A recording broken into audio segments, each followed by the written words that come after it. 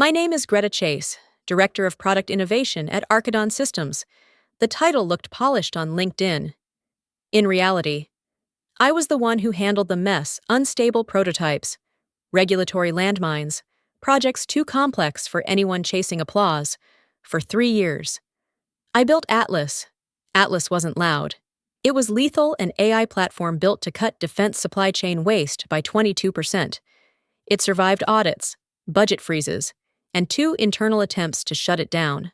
I rebuilt it both times, and in an 82-slide board presentation, Cade Whitmore needed less than 10 seconds to erase it. Wait a moment, let me pause for a second. It's getting warmer where I am. What about you? Where are you listening from? And what's the temperature there today? Tell me in the comments. And if you're still here, don't forget to subscribe. Every subscription helps these stories reach someone who needs them. And this is what he did next. Evenly. And so is the judgment behind evenly. And so is the judgment behind it. The room went still, not shocked, just relieved it wasn't them. He didn't ask for revisions. He didn't request a follow-up. Pack your things. Greta, effective immediately. 3 years, 1 word. Garbage. I closed my laptop carefully, because my hands were shaking just enough to betray me. Not from anger, from something worse. Betrayal has weight, and I could feel it settling into my chest as security waited outside the glass doors. I walked out without arguing, because when you've built something that powerful, you don't need to scream, you just need to wait.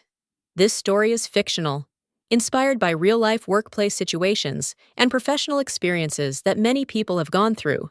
Some elements have been added using artificial intelligence to make the story more vivid and engaging. The characters may be imaginary, but the emotions are real. I hope it will leave you thinking and feeling long after you finish. The next morning, I logged into the system out of habit.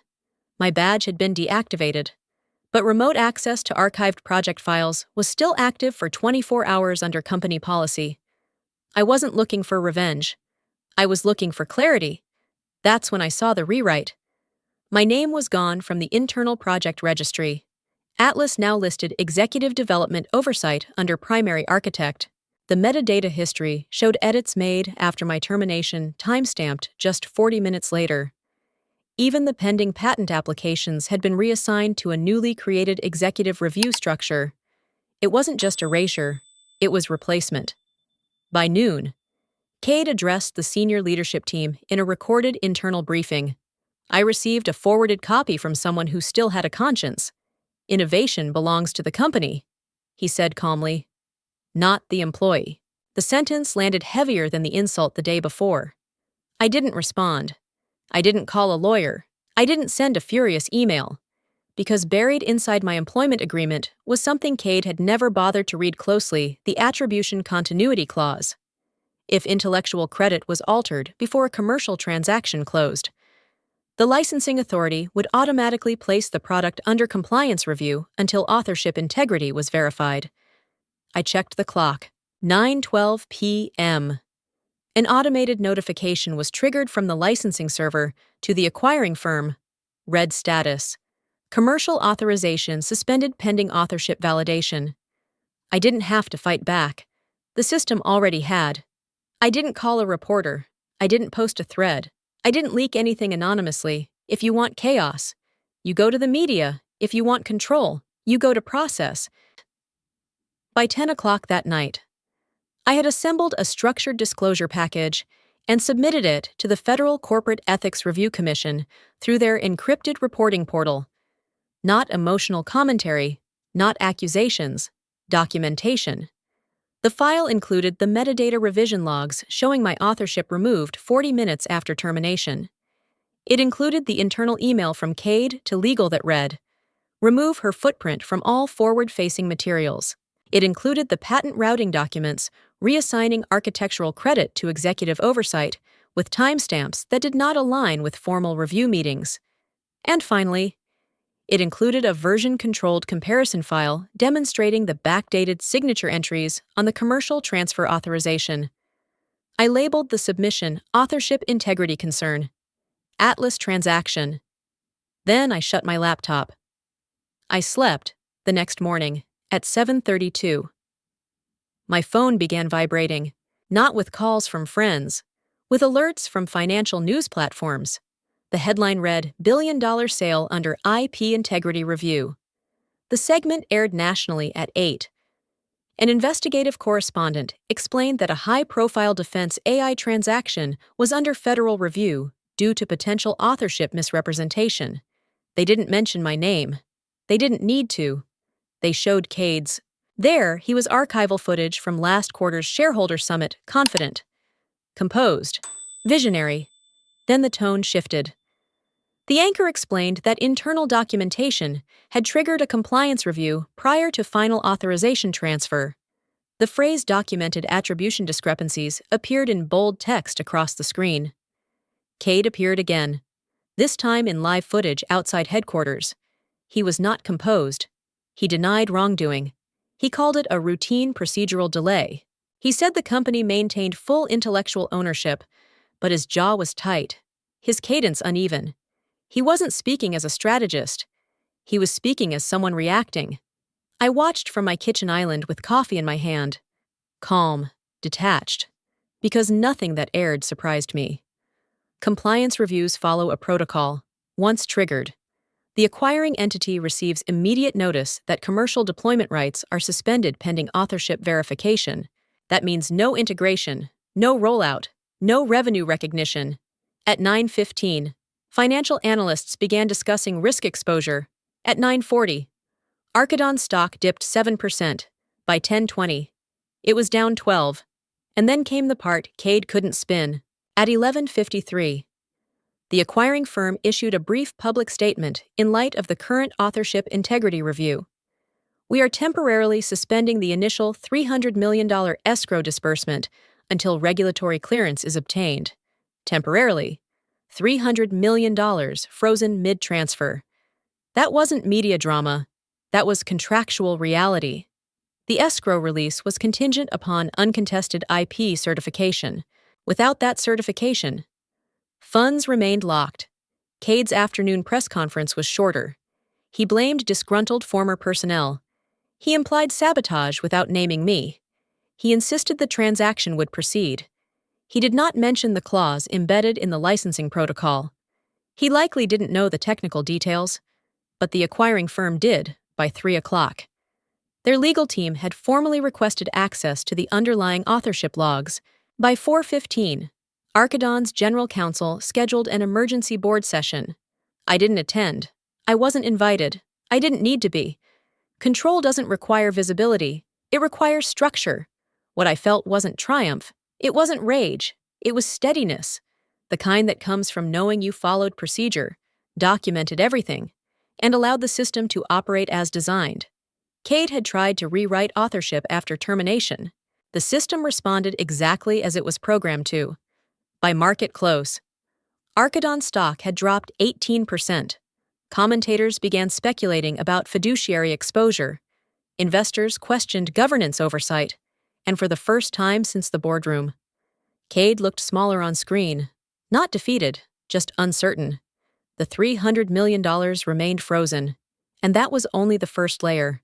By the time the market closed 18% down, I knew the pressure inside Archidon's executive floor had shifted from damage control to blame allocation. What I didn't expect was that the pressure would arrive at my front door. At 6:47 that evening, headlights cut across my living room wall. I wasn't expecting anyone. I walked toward the window and recognized the dark graphite Aston Martin Cade favored for informal visibility. He didn't park neatly along the curb. He braked hard. Engine still running. A second later, my doorbell rang, then rang again, then turned into pounding. "Greta," he shouted, "open the door!"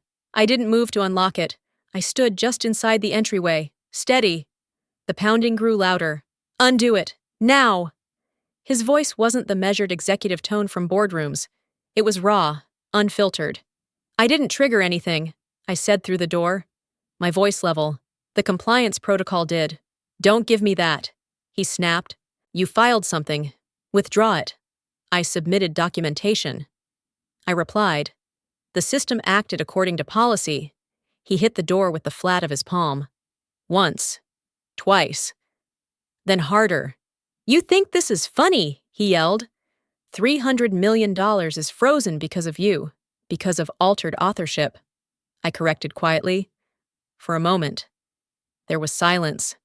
Then the handle jerked violently. He tried it again, twisting harder as if mechanical force could override federal review systems. "Open this door," he demanded. "We can fix this internally." "It's not internal anymore," I said. The first crack came from the decorative glass panel beside the frame. Not shattered, just splintered from impact. He had thrown his shoulder against it. That was when Mrs. Alvarez, from across the street, stepped onto her porch. "What's going on?" she called. Cade didn't respond. He slammed his fist against the door again. My phone was already in my hand. I dialed emergency services. "Yes," I said calmly when the dispatcher answered. "There's an individual attempting to force entry at my residence." He must have heard the tone of my voice change. He stepped back from the door and ran his hands through his hair. "Greta," he said, trying to regain composure. "You're making a mistake." "No," I replied. "I documented one." Across the street, I noticed 2 more porch lights turn on. Phones lifted, cameras pointed. Cade's restraint evaporated again. "This is extortion," he shouted. "You think you can blackmail a corporation. You reassigned authorship," I said evenly. "That's in the logs." He lunged forward once more, striking the door hard enough to rattle the hinges. The sound carried down the block. Sirens grew faintly in the distance, for the first time. I saw something new in his posture, not anger, panic.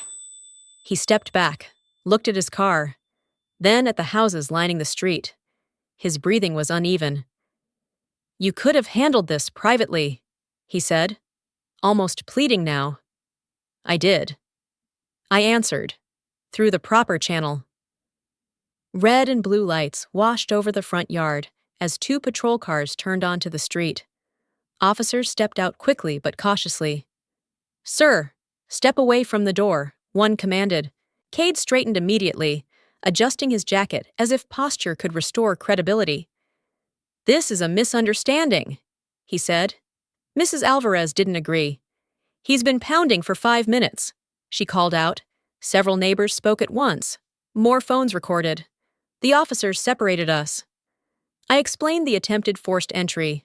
I mentioned the earlier news coverage only when asked why he might be here. Cade tried to frame it as a professional dispute. "It's personal harassment," he insisted. The officer glanced at the cracked panel and shook his head slightly. "Sir, you can't show up at someone's home like this. They didn't arrest him that night, but they documented everything. By the time the patrol cars left and Cade drove away, multiple videos had already been uploaded. I didn't need to check. I could feel it." At 9:30, my phone buzzed again. A link. Headline: CEO Meltdown caught on camera after IEP investigation. The footage was grainy, but clear enough. His voice raised, his shoulder hitting the door. My reply barely audible. Calm by contrast. The clip was under a minute long. It didn't need to be longer. Before any formal hearing could begin, before Archidon's legal team could shape a narrative, the internet had already decided which image defined him. Not visionary, not strategic. Just a man pounding on a locked door. And this time, no protocol was required to make that stick. If you believe he's headed for a catastrophic ending of his own making, drop a 2 in the comments. Your engagement isn't small, it pushes stories like this into the light, where accountability actually matters. The morning after the video circulated, the tone shifted from spectacle to procedure. Public embarrassment was one thing. Regulatory escalation was another. At 9:15, I received formal confirmation that the Federal Corporate Ethics Review Commission had opened an official investigation into the Atlas transaction. It wasn't dramatic. It was clinical. A notice was issued to Archidon requesting preservation of all internal communications, version histories, and authorization trails related to Atlas. That meant legal hold protocols. That meant no deletions, no clarifications, no quiet edits. By noon, internal audit was activated. I didn't work there anymore. But former colleagues kept me informed, quietly, carefully, within 48 hours of my termination. Internal audit identified 14 document modifications tied directly to the Atlas transfer package.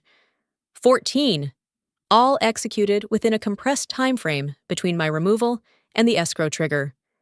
3 of those changes involved backdated executive sign-offs, not future-dated corrections, backdated confirmations. The timestamps didn't align with calendar entries. No corresponding board approval minutes existed. No recorded authorization sessions. No compliance review routing. Just edits. The phrase used in the preliminary audit memo was precise procedural irregularities requiring executive clarification. That's corporate language for trouble. Cade attempted to regain control quickly in a memo circulated to senior leadership. He framed the investigation as retaliation. Recent disruptions stem from unauthorized data extraction by a former employee. He wrote, "We are assessing the extent of intellectual property exposure, unauthorized data extraction, data theft." I read the memo forwarded to me and felt nothing, because every file I had submitted to the Commission originated from compliance-backed version control systems. The logs were immutable, time-stamped, server-certified. There is a difference between copying proprietary code and exporting audit trails generated by a regulated documentation platform. Cade either didn't understand that distinction or hoped no one else did. By the third day, external counsel was brought in to conduct a parallel review. That was the moment I knew the pressure had escalated beyond public relations containment. External counsel doesn't report to ego. It reports to liability. Internal audit findings expanded. The 14 edits were traced to an executive-level access credential. Not mine. Not engineering. Executive tier. 3 backdated signature files were compared against archived digital certificate records. The encryption sequence revealed they were executed after the official termination notice had been processed. That timing mattered, because once I was terminated, any modification to authorship required documented board-level acknowledgement under Archidon's governance policy. There was none. Cade doubled down publicly. In a brief media response, he stated that all documentation reflects standard executive oversight adjustments. But internally, the tone was different. Senior vice presidents began distancing themselves. The general counsel requested a chronology of events that no longer matched prior statements. Risk officers calculated potential exposure under federal contracting regulations if authorship misrepresentation was deemed material. Archidon could face suspension from bidding on new defense contracts pending review. That wasn't speculation. That was statutory reality. By late afternoon, I learned something more consequential. The board of directors had scheduled an emergency closed-door session. Not a standard meeting. A session. Attendance list, independent directors. External counsel. Audit chair. Notably absent Cade Whitmore. He was informed the board would conduct preliminary governance discussions, in corporate terms. That phrase carries weight. It means leadership is no longer directing the narrative. It means containment is shifting. I imagined the conference room polished table, muted screens, spreadsheets projected in silence, directors reviewing timestamp logs, comparing authorization flows, not debating feelings, evaluating fiduciary risk. This was no longer about whether Atlas worked. It was about whether its transfer had been executed legally. Cade had tried to frame the situation as sabotage, as emotional retaliation, as data theft. But systems do not respond to emotion. They respond to traceable input. 14 edits in 48 hours. 3 backdated signatures. 0 board approvals. When the meeting adjourned, no public statement was issued. No reassurance. No denial. Just silence. And in governance, silence before disclosure is rarely a sign of stability. For the first time since the boardroom insult, the pressure was no longer on me. It was on him. By the end of the second trading day after the investigation became public, the numbers told a story no press conference could soften. Archidon's stock had dropped 19% in 48 hours. Not a dip. Not volatility. A slide. Markets don't react to drama. They react to uncertainty. And uncertainty was everywhere. Financial analysts began recalculating exposure scenarios on live television. The phrase IP integrity risk was repeated so often it started to sound like a product feature instead of a liability. But behind that language was a simple question investors care about more than pride. Can the company legally monetize what it just sold? A major institutional fund, holding nearly 12% of Archidon's shares, formally requested an executive briefing. Not a courtesy call, a written demand for clarification regarding authorship compliance, escrow suspension, and potential federal contract implications. That was when the real shockwave hit. Internal risk modeling leaked to two financial reporters within hours showed that if the intellectual property dispute extended beyond 60 days, up to 42% of Archidon's active defense contracts could be temporarily suspended pending federal review. Suspension doesn't mean cancellation, but it means delays, audits, re-verification of deliverables, and in government contracting, delay equals doubt. Cade responded the only way he knew how to attack the source. In a sharply worded media statement, he accused me of attempting to extort the company through procedural manipulation. Extort. The word was chosen carefully. It suggested intent, malice, coercion. My attorney responded within the hour. Documenting misconduct isn't extortion, she said in a formal release. It is a protected compliance action supported by verifiable audit trails. The distinction mattered, because extortion implies leverage without legitimacy. Compliance review implies documented irregularity subject to regulatory evaluation. The market understood that difference faster than Cade expected. By the next morning, Archidon opened down another 6% before partial recovery stabilized the fall. Commentators began questioning governance oversight, not product viability. That shift was critical. When investors doubt leadership rather than technology, boards take notice.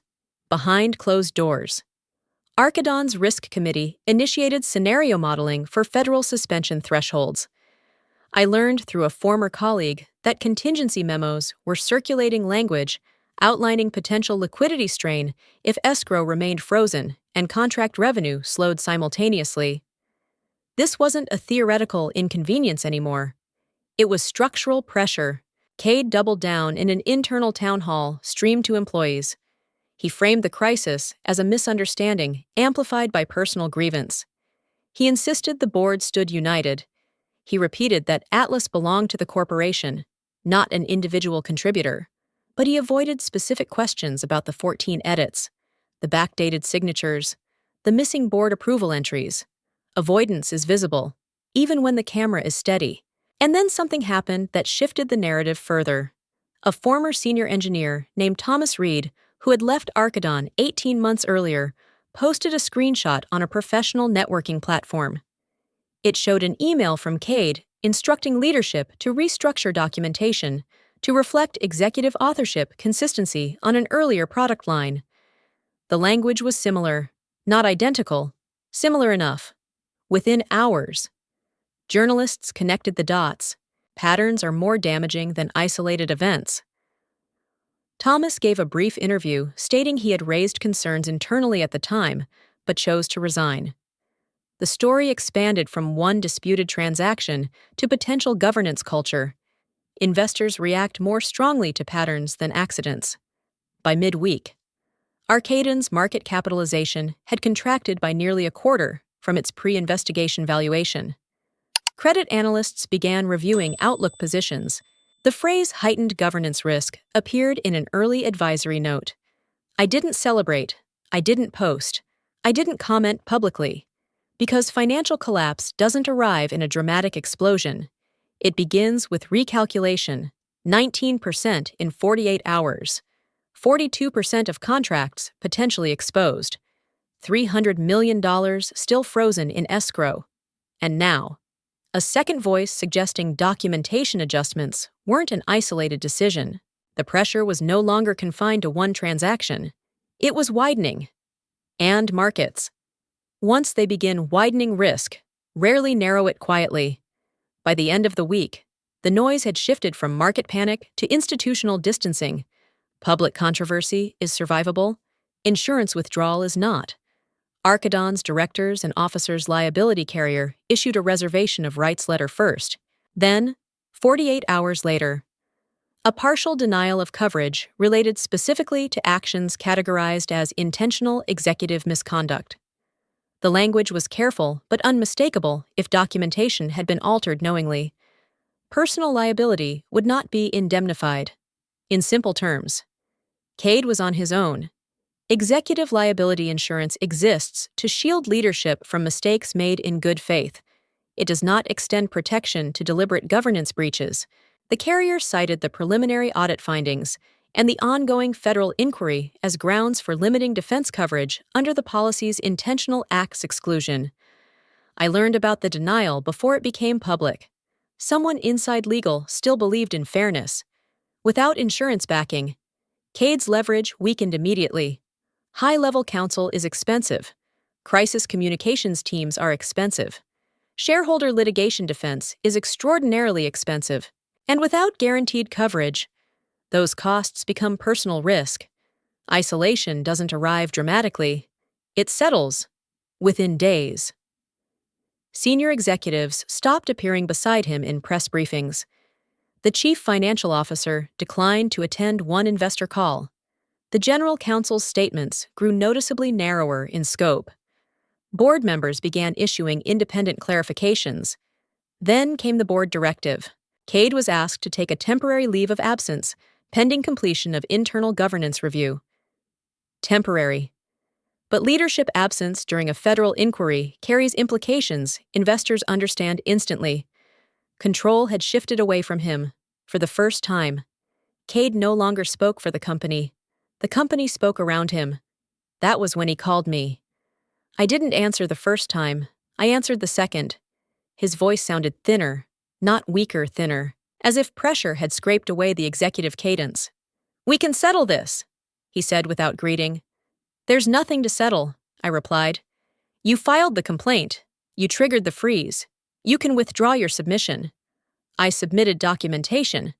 The commission controls the review. Silence stretched. "Name your price." He finally said, "It wasn't aggressive. It wasn't arrogant. It was transactional." I leaned back in my chair and let the weight of that sentence hang between us. "You already put a price on it," I said. $1 billion. He exhaled sharply. "Don't be dramatic." "I'm not."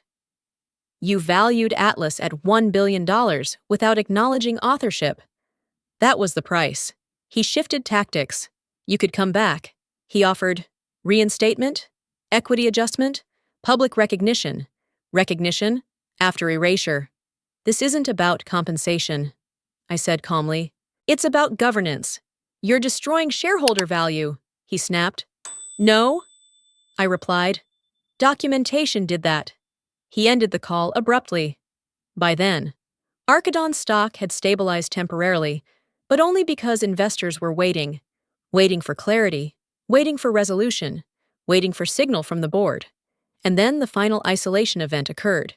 The acquiring firm, after conducting its own parallel legal assessment, issued formal notice demanding full refund of the initial escrow deposit should authorship validation not be conclusively resolved within 30 days. Not partial suspension, full refund. $300 million already frozen now carried a clawback condition. The notice cited material representation concerns regarding intellectual property provenance. Provenance. That word matters in federal contracting. It implies origin, traceability, legitimacy. If the escrow was reversed, Archidon would not only lose projected revenue, but also absorb reputational damage severe enough to jeopardize future acquisitions. The market reacted before the board could issue guidance. Another drop, smaller this time, but sharper in implication. Isolation had completed its circle. Insurance had stepped back. Executives had stepped aside. The board had stepped in. And the buyer was stepping away. Cade had tried to control authorship. Now he was struggling to control fallout.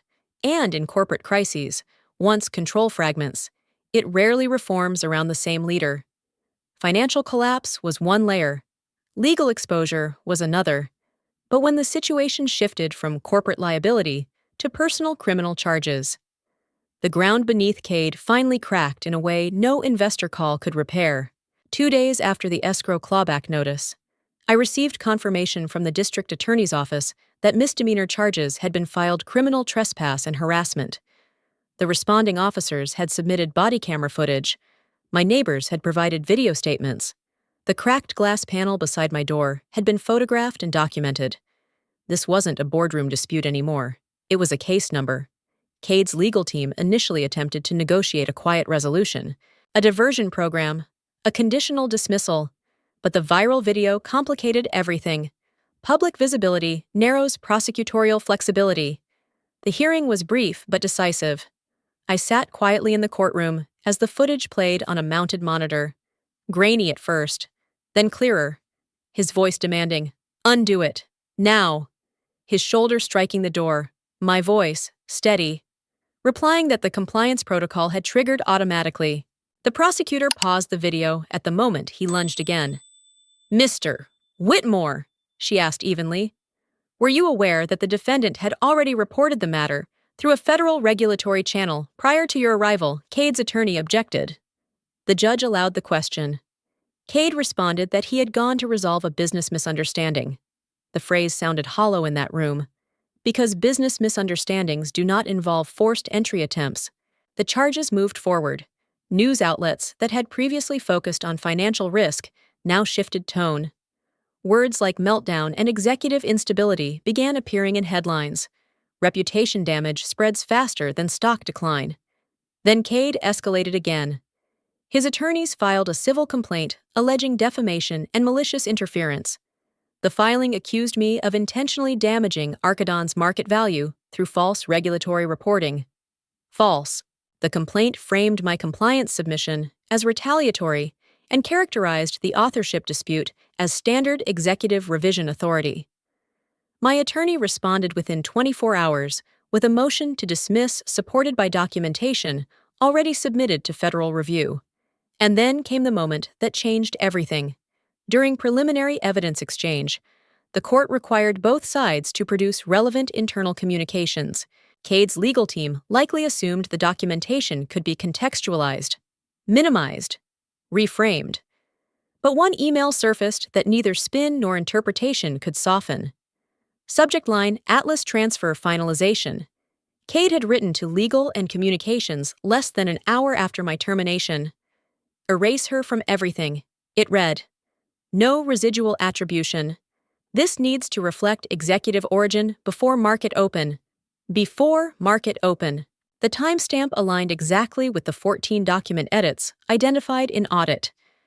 My attorney submitted the email into the court record as part of the evidentiary response to the defamation claim. The judge reviewed it in silence. The room felt different after that. Defamation requires false statement. The email demonstrated intent to alter attribution. Combined with the compliance logs and metadata, the pattern became harder to dispute. Cade's counsel attempted to argue that erase referred to marketing materials, not formal authorship, but the instruction included no residual attribution. That phrase crossed the boundary from branding into governance. The judge denied immediate dismissal, but signaled serious concerns regarding evidentiary sufficiency for the plaintiff's claim. Outside the courthouse, reporters asked Cade whether the email was authentic. He declined to comment. Reputation doesn't collapse all at once. It fractures under repeated verification of conduct. First the video, then the insurance denial, then the escrow freeze. Now an email instructing erasure of authorship prior to a billion-dollar transaction. Investors may debate risk. Boards may debate governance, but courts evaluate documentation. As I walked down the courthouse steps, I realized something sobering. This was no longer about restoring credit. It was about establishing record. Cade had attempted to frame me as a disgruntled employee weaponizing compliance. Instead, the public record now contained his own directive: erase her from everything, and in legal proceedings. Written intent carries far more weight than televised anger. For the first time since this began, the threat was no longer reputational or financial. It was personal. For him, power doesn't disappear in a corporation. It relocates. 10 days after Cade stood in that boardroom and called Atlas garbage, Archidon had lost 37% of its market value. Analysts described it as governance volatility. Investors called it what it was: leadership failure. The Federal Review remained open. The escrow deposit was still frozen. The insurance carrier had limited coverage. Criminal charges were pending. The civil defamation claim had stalled under evidentiary pressure, and the email erase her from everything had entered public record. Markets had reacted. Now the board had to. I wasn't inside the room. But I knew how these meetings worked. Independent directors don't move quickly unless fiduciary exposure crosses a measurable threshold. That threshold had been crossed repeatedly. At 9:30 that morning, the board convened an emergency session. External counsel presented a summary of risk assessment. The audit committee outlined the 14 document modifications and 3 backdated signatures. The risk officer projected potential federal contract suspension scenarios. No theatrics, no raised voices, just numbers. Archidon's valuation had dropped by over a third in less than 2 weeks. Institutional investors were demanding governance stabilization.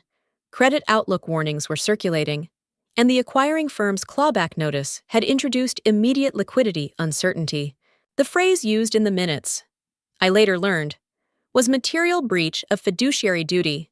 Fiduciary duty is not a moral concept, it's a legal obligation.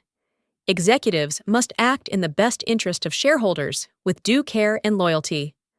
Altering authorship documentation prior to a billion-dollar transaction, if proven intentional, places that duty at risk. The vote was taken after 3 hours of closed discussion. 6 in favor of removal, 3 opposed. Cade Whitmore was formally asked to resign effective immediately. The public statement released at 1:15 p.m. read, "The Board of Directors has accepted the resignation of Chief Executive Officer Cade Whitmore in light of ongoing governance review and to ensure organizational stability." Accepted the resignation. Corporate language often softens what is structurally definitive. He had not offered to step down. He had been compelled. An interim CEO was appointed from outside the executive circle. The board chair assumed expanded oversight responsibilities. A special governance subcommittee was established to cooperate with federal review authorities. Archidon's stock rebounded slightly on the news, 5% by market close.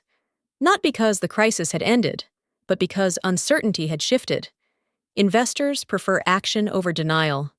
I watched the announcement from my home office. There was no surge of triumph, no celebration. Power reversal doesn't feel explosive.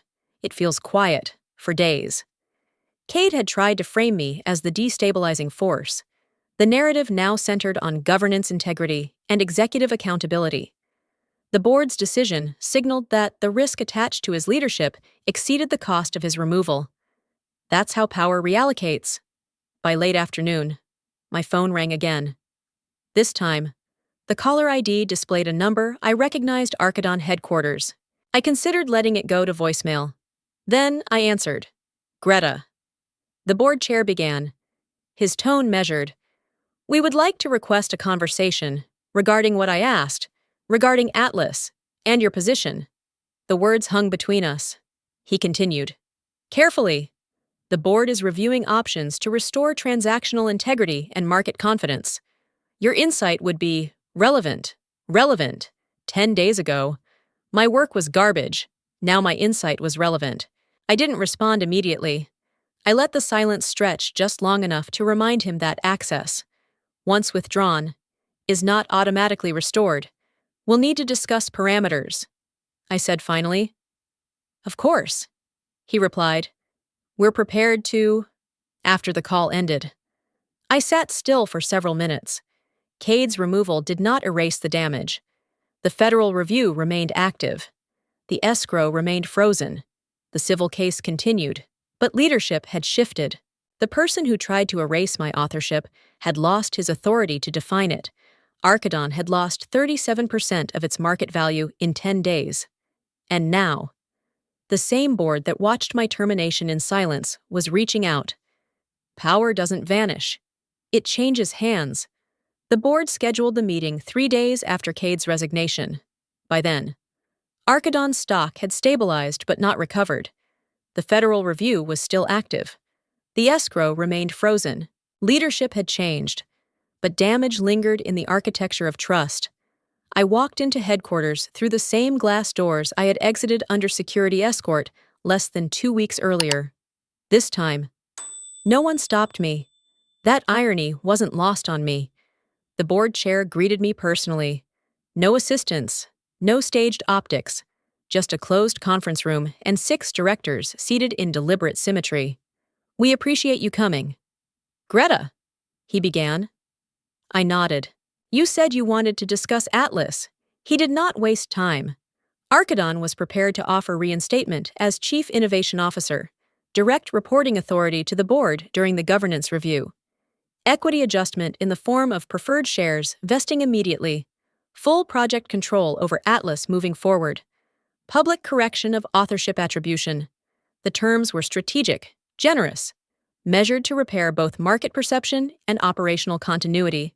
They weren't apologizing emotionally. They were negotiating structurally. One director leaned forward. "We believe restoring your leadership over Atlas will signal stability to regulators and investors." Signal stability. That was the phrase. Another added, "You built the architecture. We need the firewall restored." Firewall. The word caught my attention, because that was what Atlas had always been. Not just a supply chain optimizer, a governance safeguard, designed to reduce inefficiency. Yes, but also to prevent manipulation through traceable authorship protocols and compliance triggers. I looked around the table slowly. "You didn't fire garbage," I said evenly. "You fired the firewall." Silence settled over the room. No one interrupted. The offer on the table was everything ambitious professionals are trained to accept: power, equity, authority, public vindication. And yet, something in me resisted. Not out of spite, not out of pride. Out of clarity, reinstatement would restore position, but it would not restore culture. Governance repair does not occur simply because one executive falls. It requires structural reckoning, and Archidon was still in the middle of that reckoning. "If I return," I said carefully, "it won't be to fix optics. It will be to redesign oversight architecture, independent attribution protocols, board-level innovation review standards, no executive override." The board chair exchanged glances with the audit director. "That would require bylaw amendments," he said. "Then amend them." The pause that followed was longer this time. I understood what they were weighing. My conditions would dilute executive concentration permanently. They would change how power functioned inside Archidon. Not temporarily, structurally. Finally, the chair spoke again. "Would you accept the position under those terms?" I considered it fully. I imagined rebuilding Atlas inside the same walls where authorship had been erased. I imagined sitting across from investors explaining stability while federal review remained open. Then, I imagined something else. Freedom. "You didn't fire garbage," I repeated quietly. "You fired the firewall. And a firewall." I continued. "Doesn't return to a system that tried to disable it." I declined. No dramatic exit. No raised voice. Just a decision. The board absorbed it with visible restraint. They did not argue aggressively. They did not threaten. They simply recalculated. As I left the building, my phone vibrated. An email. One of the 3 defense partners that had signed letters of intent for Atlas had formally withdrawn from Archidon's pending transaction, citing leadership instability and ongoing compliance uncertainty. Minutes later, another partner issued a similar notice. Both messages ended with nearly identical language. "We remain interested in engaging with principal architect Greta Chase pending future developments." I stood on the sidewalk reading those lines twice. The board had tried to restore stability through reinstatement. The market had just signaled something else. Trust follows authorship, and authorship, once acknowledged, doesn't need permission to build again. Power, once reclaimed, doesn't whisper, it builds. 3 weeks after declining the board's offer, I incorporated a new entity, Sentinel Vector Technologies. Not dramatic, not flashy, Just paperwork, filings, and a clean governance charter written the way Atlas should have been protected from the beginning. Independent attribution oversight, immutable documentation review, no unilateral executive modification rights. Atlas 2.0 was not a cosmetic update. It was a structural rewrite. I retained the original optimization core, but rebuilt the compliance architecture with expanded transparency layers. Every authorship entry required multi-signature validation. Every commercial transfer trigger required independent audit verification. If someone ever tried to erase a contributor again, the system would lock itself before escrow moved a dollar. 2 of the 3 defense partners who had withdrawn from Archidon signed memoranda of understanding with Sentinel within 60 days. The 3rd followed after federal review, formally acknowledged that the authorship irregularities were tied to executive conduct, not technical fraud.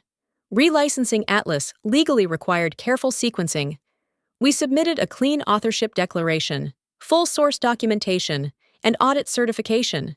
Federal reviewers were methodical but efficient. There was no controversy this time, no red flags, no executive override. 6 months in, Sentinel secured its first operational deployment contract. 9 months in, revenue projections exceeded Archidon's original Atlas forecast. At 11 months, Sentinel Vector completed a Series C funding round led by 2 institutional defense-focused funds. Post-money valuation $2.4 billion. I didn't announce it with fireworks. I published the governance framework alongside the valuation release, because this wasn't just about money, it was about structure. Meanwhile, Archidon's trajectory continued in the opposite direction. Credit rating agencies downgraded its outlook twice within a fiscal quarter, citing governance instability and contract uncertainty. The escrow dispute had been resolved, but at reduced valuation terms. The clawback negotiation cost them not only liquidity, but leverage. Several mid-tier defense contracts were temporarily suspended during extended compliance reassessment. None were permanently revoked, but the reputational drag lingered. Investor confidence erodes more slowly than it collapses. But once damaged, it rarely returns fully intact. The interim CEO attempted restructuring. Divestments were announced. Public apologies were issued in polished language, but culture, once exposed, leaves residue, and markets remember residue. 1 year after the board vote, Archidon reported earnings below revised expectations for the 3rd consecutive quarter. Strategic buyers began circling. The acquisition announcement came quietly. A larger defense conglomerate offered a purchase price approximately 60% below Archidon's peak valuation prior to the Atlas transaction. Shareholders approved it, not because they were satisfied, because they were exhausted. When the acquisition closed, Archidon ceased to exist as an independent entity. I watched the news from Sentinel's operations floor, where Atlas 2.0 dashboards displayed live supply chain efficiency metrics across 3 active defense networks. No applause erupted. No champagne corks popped. My team was reviewing performance analytics. One engineer turned to me and asked whether we should issue a statement about the acquisition. I thought for a moment. No, I said. We build. We don't narrate. That was the difference. Archidon tried to control narrative. Sentinel controlled infrastructure. $2.4 billion in valuation didn't feel like revenge. It felt like validation. And the acquisition of Archidon at a 60% discount wasn't collapse by explosion. It was erosion completed. Power doesn't return because someone falls. It returns because structure replaces vulnerability. Atlas had once been called garbage. Now its successor defined a market segment. And this time, no one could erase the authorship because the system wouldn't allow it. Justice doesn't arrive with applause. It arrives in documentation, rulings, and signatures. 18 months after Cade stood in that boardroom and called my work garbage, he sat at the defendant's table in a civil courtroom facing shareholders, insurers, and derivative claimants. The criminal charges related to the door incident had already been resolved through a negotiated plea that included fines and mandatory compliance counseling. This proceeding was different. It was about fiduciary breach, material misrepresentation, and financial damage. Archidon no longer existed as an independent company. The acquiring conglomerate had absorbed its assets at a valuation nearly 60% below peak market capitalization. Shareholders had approved the deal reluctantly, citing erosion of confidence and leadership instability. In court, the numbers were dissected with precision. 37% market value loss within 10 days, $300 million frozen in escrow, legal expenses exceeding projected quarterly innovation budgets, 14 document edits within 48 hours, 3 backdated signatures, and the email, erase her from everything. Cade no longer wore the tailored confidence of a CEO. He wore a neutral suit and answered questions carefully. Often after consulting counsel, his defense centered on strategic urgency, competitive timing, executive discretion, but fiduciary duty does not bend for urgency. The plaintiff's counsel framed it simply altering documented authorship prior to a billion-dollar transaction introduced foreseeable regulatory risk.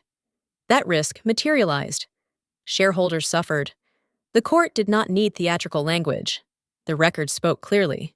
Ultimately, Cade agreed to a civil settlement that included forfeiture of remaining unvested equity, partial surrender of previously granted stock awards, and restrictions on serving as an officer of any publicly traded company for a defined period.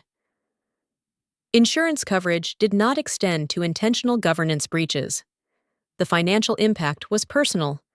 He had lost the CEO position months earlier. Now he lost the equity that once defined his authority. When reporters asked me outside the courthouse whether I felt vindicated, I chose my words carefully. Innovation isn't garbage, I said. Exploitation is. I didn't raise my voice. I didn't smile. Because this wasn't about humiliation. It was about consequence.